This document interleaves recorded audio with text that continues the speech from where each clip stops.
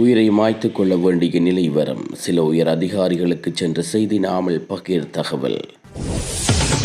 வடக்கில் சினிமா பாடல்கள் ஆடல்களுக்கு தடை, வெளியிடப்பட்டுள்ள முக்கிய அறிவித்தல். அனுமதியின்றி கட்டப்படும் பலாலி ராணுவ வைத்தியசாலைக்கு எதிர்ப்பு, சுமந்திரன் எச்சரிக்கை. நிர்வாகத்திறனின்மை விமர்சனம், கலந்தாலோசிப்போம் என டாக்டர் உறுதி. செல்வி மோகத்தால் வந்த நிலை, பொடிமெனிக்கே தொடர்ந்தில் வீழ்ந்து துருக்கி யுவதி பலி. இன்று தொடக்கம் அதிகரிக்கும் முட்டையின் விலை உயர்வு. கடற்தொழிலாளர்கள் அவதானம், கடற்பரப்பில் கொந்தளிப்பு, விசேட எச்சரிக்கை விடுத்த வளிமண்டல திணைக்களம்.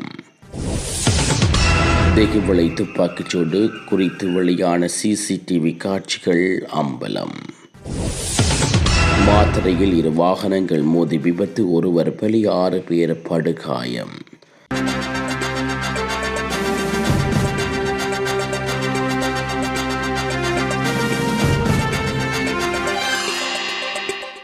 தெற்கு அதிவேக நெடுஞ்சாலையில் வெளிப்பண்ண மற்றும் குறுந்துகைகள் தெம்மக்கு இடம்பெற்ற பகுதியில் சொகுசு பயணிகள் பேருந்தொன்றில் தீப்பரவல் ஏற்பட்டுள்ளது.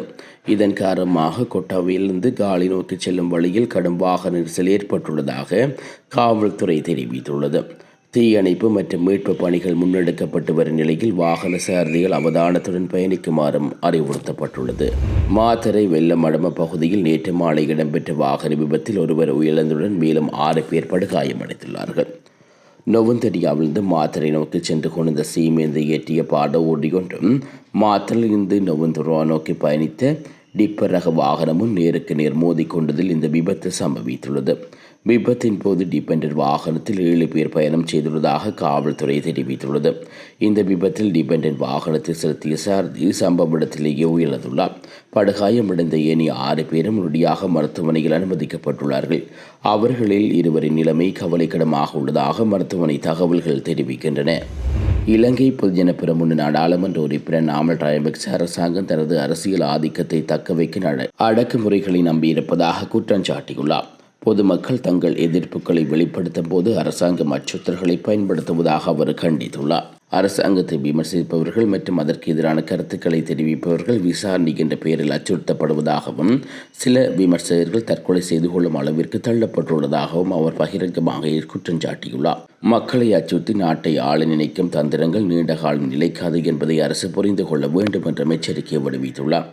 இந்த அடக்குமுறைகளை எச்சரித்து தாங்கள் விரும்பும் வகையிலான ஒரு வளர்ந்த நாட்டை உருவாக்கும் ஆற்றல் கொண்ட புதிய அரசியல் சக்தியை பொதுமக்கள் ஒன்றிணைந்து கட்டியெழுப்ப வேண்டும் என்றும் அவர் அழைப்பு விடுவித்துள்ளார். வரலாற்று சிறப்புமிக்க நல்லூர் கந்தசுவாமி ஆலயத்தின் வருடாந்த மகோற்சவம் எதிர்வரும் ஆகஸ்ட் 17ஆம் தேதி கொடியேற்றத்துடன் ஆரம்பமாக உள்ளது. நல்லூர் கந்தசுவாமி விழாவிற்காக முன்னாயத்த ஏற்பாடுகள் குறித்து ஆரம்பகட்ட பூர்வாக கலந்துரையாடல் நேற்று யாழ்ப்பாணத்தில் இடம்பெற்றது. யாழ்ப்பாண மாநகர சபை முதல்வர் மதிவதனி விவேகானந்தா தலைமையில் யாழ்ப்பாண மாநகர சுகாதார மருத்துவ அதிகாரிகள் பணிமனையில் இந்த கலந்துரையாடல் இடம்பெற்றுள்ளது. இந்த கூட்டத்தில் நல்லூர் கந்தசுவாமி ஆலய பிரதிநிதிகள், யாழ்ப்பாண மாநகர சபை ஆணையாளர், யாழ்ப்பாண மாநகர சபை உறுப்பினர்கள், துறைசார் அதிகாரிகள் மற்றும் மத தலைவர்கள் உட்பட பலர் கலந்து கொண்டு பக்தர்களின் வசதிக்காக சுகாதார மற்றும் பாதுகாப்பு ஏற்பாடுகள் குறித்து விரிவாக கலந்துரையாடினார்கள். இந்நிலையில் சினிமா பாடல்கள், ஆடல் பாடல்கள் உட்பட 5 கலாச்சார வினோத நிகழ்வுகளுக்கு தடை விதித்துள்ளதாக மாநகர சபை முதல்வர் அறிவித்துள்ளார். நாட்டின் சில பகுதிகளில் இன்று பலத்த மழை பெய்யக்கூடும் என்று வளிமண்டல திணைக்களம் எதிர்வு கூறியுள்ளது. மேல் சப்ரோகுவா மற்றும் வடமேல் மாகாணங்களிலும் கண்டி, நுவரெலியா, காலி மற்றும் மாத்தறை மாவட்டங்களிலும் பல தடவைகள் மழை பெய்யக்கூடும் என்றும் தெரிவிக்கப்பட்டுள்ளது.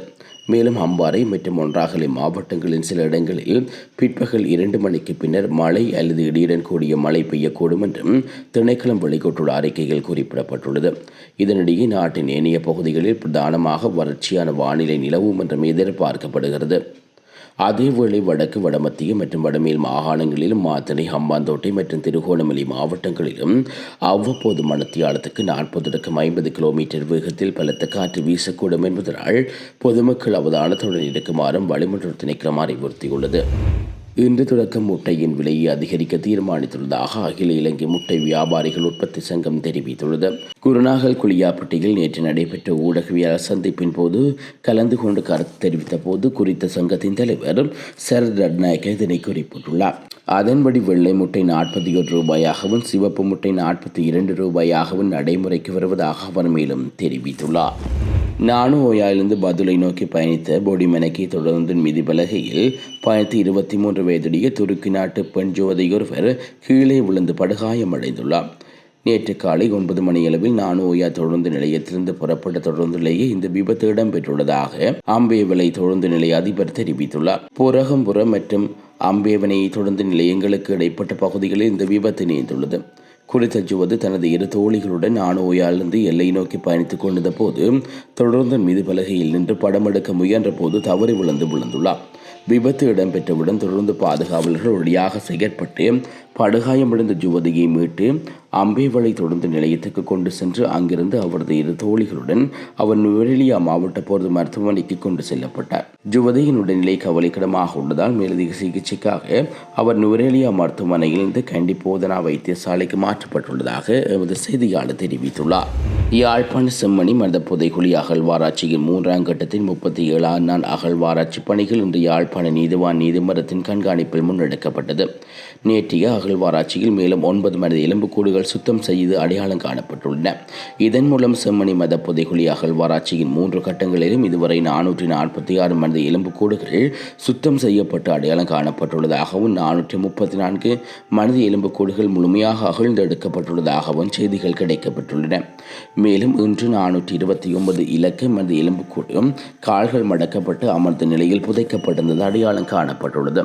கடந்த ஆண்டு இடம்பெற்ற 2ஆம் கட்ட அகழ்வாராய்ச்சியிலும் இதேபோன்ற நிலையில் புதைக்கப்பட்டிருந்த ஒரு மனித எலும்புக்கூடு கண்டுபிடிக்கப்பட்டிருந்தமை குறிப்பிடத்தக்கது. செம்மணி மனித புதைகுழி அகழ்வாராய்ச்சியின் கால்கள் மடக்கப்பட்டு அமர்ந்திருந்த நிலையில் புதைக்கப்பட்ட மனித எலும்புக்கூடு அடையாளம் காணப்படுவது இது 2வது சந்தர்ப்பமாகும். EPDP கட்சி ஆதரவுடன் இலங்கை தமிழ்சி கட்சி ஆட்சி அமைத்த சபைகளில் உள்ள நிர்வாக திறனின்மை தொடர்பான விமர்சனங்கள் எழுந்து வருவது எனக்கு தெரியும் என்றும் அது குறித்து கலந்தாலோசிக்கப்படும் என்றும் ஈழ மக்கள் ஜனநாயக கட்சியின் செயலாளர் நாயகன் டக்ளஸ் தேவானந்தா தெரிவித்துள்ளார். அண்மையில் யாழில் நடைபெற்ற ஊடக சந்திப்பொன்றின் போது ஊடகவியலாளர் ஒருவரால் எழுப்பப்பட்ட கேள்விக்கு பதிலளிக்கும் போது அவர் இவ்வாறு குறிப்பிட்டுள்ளார். மக்கள் தேர்தல் மூலம் பிரதேச சபையின் உறுப்பினர்களை தெரிவு செய்த பின்னர் எந்த கட்சிக்கு பெரும்பான்மை இல்லை என்றாலும் எந்த கட்சி ஆட்சி அமைக்க முடியாது. ஆகவே ஒரு முயற்சியாக ஆதரவு வழங்கி பார்ப்போம் என்று தான் வருகிறோம். இப்படித்தான் முதலில் மணிவண்ணனுக்கும் ஆதரவு வழங்கிறோம். ஆனால் அவராலும் சரி செய்ய முடியவில்லை. இலங்கை தமிழர் கட்சிக்கு ஆதரவளித்த பின்னர் அவர்களாலும் சரியாக செயற்பட முடியவில்லை என்ற விமர்சனங்கள் முன்வைக்கப்பட்டு கொண்டிருக்கின்றன. இது குறித்து சம்பந்தப்பட்ட தலைமையாளரான CVK சிவஞானம் மற்றும் MS சுமந்திரன் ஆகியோருடன் கதைத்து விரைவில் ஒரு முடிவுக்கு வர இருக்கிறோம். எமக்கு ஆட்சியில் பங்கெடுக்க விருப்பமில்லை. ஊர்வாகத்துறையை எடுத்து பார்த்தால் எங்களுக்கு தான் பெரும்பான்மை உள்ளது. ஆனால் நாங்கள் பதவியை விரும்பவில்லை. இன்றைய ஆட்சியாளர்களிடம் மக்களின் பிரச்சனையை தீர்ப்பதற்கான வழி இல்லை. இதனால் ஆட்சியில் பங்கெடுக்காமல் வெளியிலிருந்து கொண்டு சரியானவற்றுக்கு ஆதரவளிப்பதும் பிழையானவற்றை எதிர்ப்பதும் என்று முடிவு செய்துள்ளோம் என்று தெரிவித்துள்ளார்.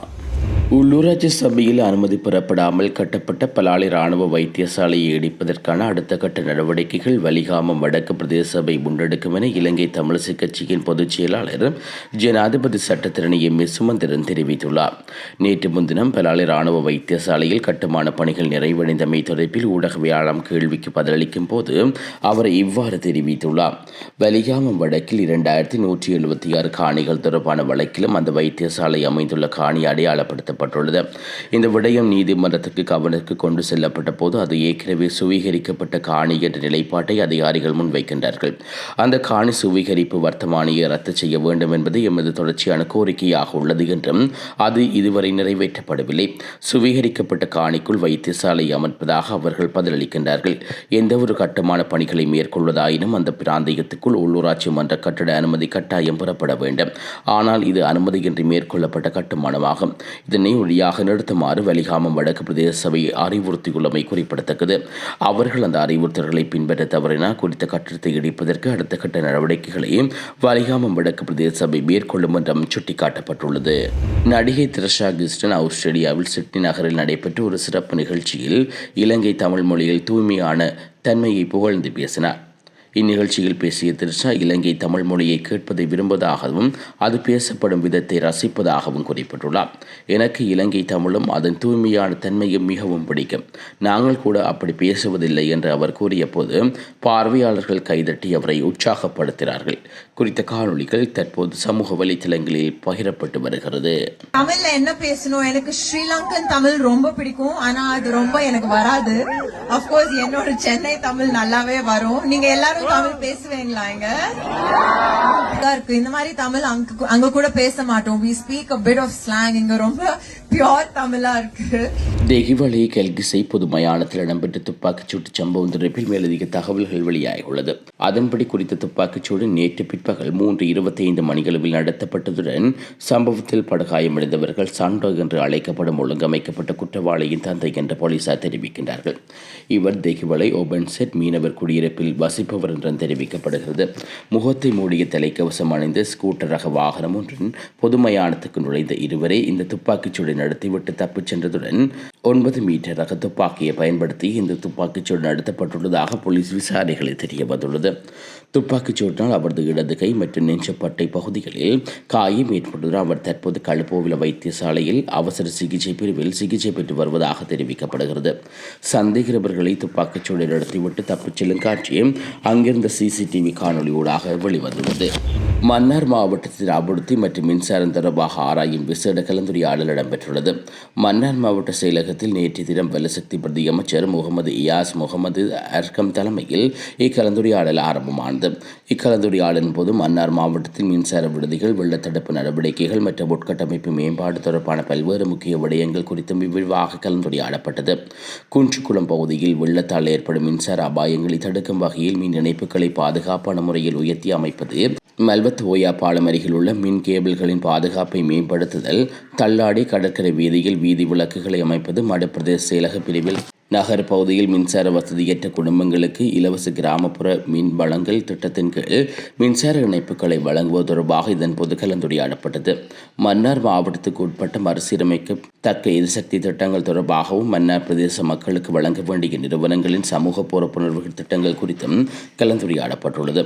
இருப்பினும் மன்னார் தீவுக்கு வெளியான கொட்டாச்சி, முள்ளங்குளம் பகுதிகளில் தற்போது புதிய திட்டங்கள் ஆரம்பிக்கப்பட்டு வருகின்றன. இலங்கையில் கனிம வளங்கள் தொடர்பாக ஒரு புதிய கொள்கை பிரகடனப்படுத்தப்பட்டுள்ளது. மேலும் அப்பகுதி மக்களுடன் கலந்து ஆலோசித்து இந்த விவாதங்களின் முடிவுகளின் அடிப்படையில் இறுதி முடிவு எட்டப்படும் என்றும் வலுசக்தி பிரதி அமைச்சர் முகமது இயாஸ் முகமது ஆர்க்கம் மேலும் தெரிவித்துள்ளார். இதுபோன்ற செய்திகளை தெரிந்து கொள்ள யாழ் டிவி நியூஸ் சேனலை சப்ஸ்கிரைப் செய்து அருகே இருக்கிற பெல் பட்டனையும் கிளிக் செய்து கொள்ளுங்க. மேலும் இதுபோன்ற செய்திகளை உடனுக்குடன் தெரிந்து கொள்ள யாழ்டிவி.com எனும் இணையதளத்தின் வாயிலாக எங்களோடு இணைத்துக் கொள்ளுங்கள்.